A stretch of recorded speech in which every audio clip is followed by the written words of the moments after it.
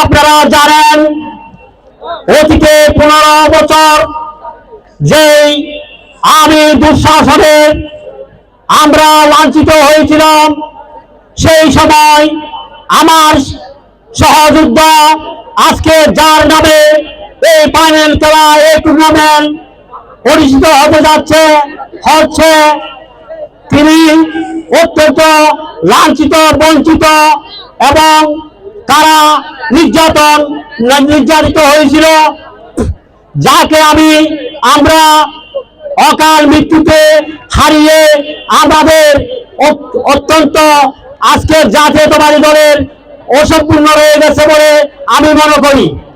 বন্ধুরা আমার, আপনারা জানেন আমিনুল্লাহ রোগে মরে নাই।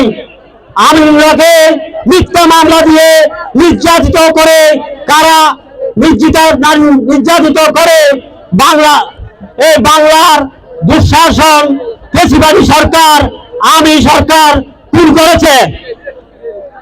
কারণ আমরা জানি আমার শ্রদ্ধাভাজন কুতুবুদ্দিন বাহার সাহেব আছে ওনার সাথে, এবং আমার বড় ভাই শ্রদ্ধাভাজন ফজলুল সাহেব আছে, ওনাদের সাথে সবসময় চট্টগ্রামে অনেক বসা, সবসময় আলাপ আলোচনায় থাকতো এবং একটু দ্বিতীয় অবস্থায় থাকতো।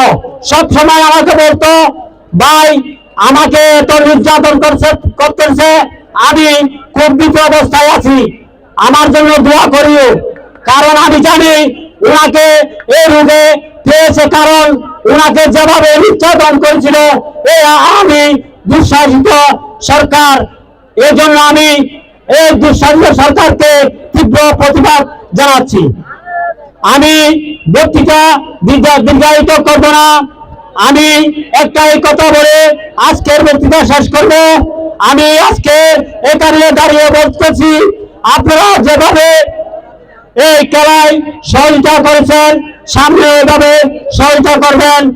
আমি এখানে আজকে আমার প্রধান অতিথি বিশেষজ্ঞকে সামনে নিয়ে বলতেছি, এরকম আমিনুল্লাহ স্মৃতি ফুটবল টুর্নামেন্ট প্রতি বছর অনুষ্ঠিত হবে।